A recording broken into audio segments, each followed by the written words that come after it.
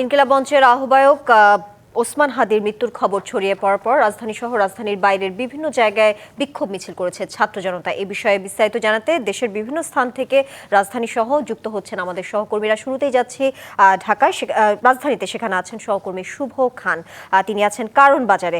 শুভ, কিছুক্ষণ আগে আমরা আগের সংবাদে জানাচ্ছিলেন কি সবশেষ পরিস্থিতি, এই মুহূর্তে কি দেখছেন? বিক্ষোভ যারা করছেন তারা কি বলছেন?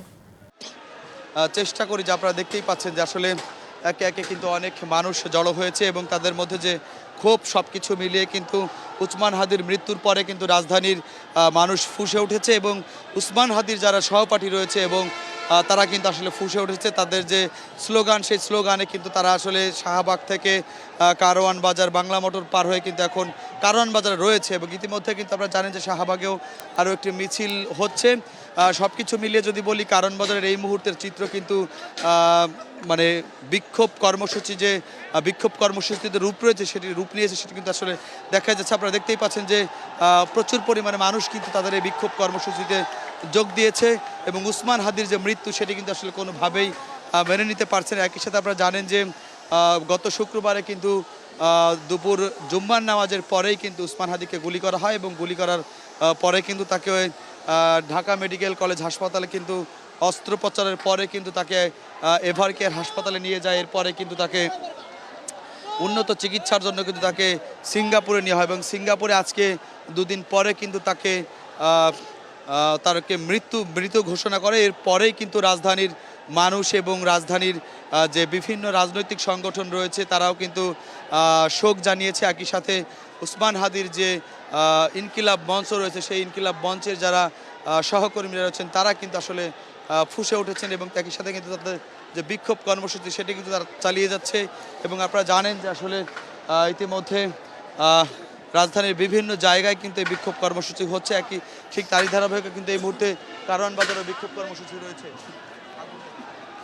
ওকে, দেখতেই পাচ্ছেন যে আসলে এখানে অগ্নিকাণ্ডের কিছু একটা জ্বালিয়ে দেওয়া হয়েছে এবং চারপাশে কিন্তু মানুষ রয়েছে, শত শত মানুষ কিন্তু এই বিক্ষোভ কর্মসূচিতে কিন্তু রয়েছে, উপস্থিত রয়েছে। একই সাথে কিন্তু আইনশৃঙ্খলা বাহিনীর কর্মীরাও রয়েছেন, কিন্তু তাদের কোনো দেখতেই পাচ্ছেন যে আসলে উৎসুক জনতা আসলে তাদের যে বিক্ষোভ সেটি কিন্তু আসলে চালিয়ে যাচ্ছে।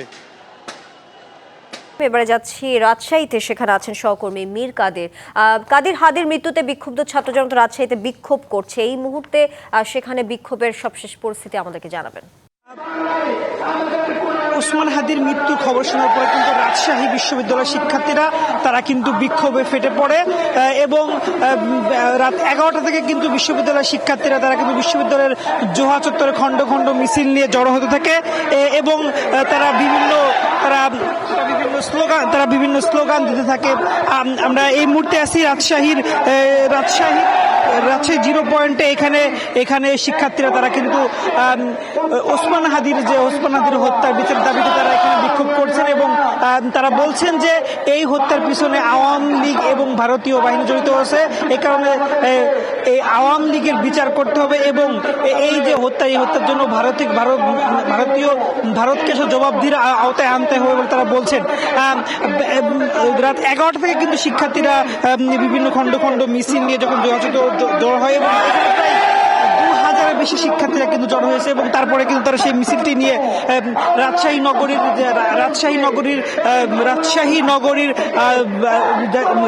নগরীর আলুপট্টি তারা জড়ো হয় এবং দেখতে পাচ্ছেন যে তারা এখানে অনেক শিক্ষার্থী তারা বিক্ষোভ করছেন এবং তারা বলছেন এটি জুলাই যোদ্ধাদের উপর আঘাত, এই আঘাত জুলাইয়ের উপর আঘাত এবং এই হত্যার বিচার সরকারকে করতেই হবে এবং যারা এই ওসমান হাদির হত্যাকারী তাদেরকে দ্রুত গ্রেফতার এবং যেসব হত্যাকারী ভারতে পালিয়ে গেছে সেসব হত্যাকারী ভারত থেকে ফিরিয়ে এনে তাদের ফাঁসি কার্যকর হতে হবে বলে বলছেন।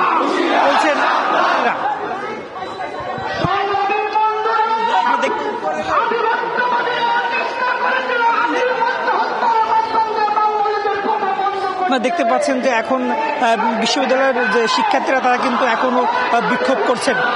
তো রাজশাহী বিশ্ববিদ্যালয় থেকে সর্বশেষ তথ্য।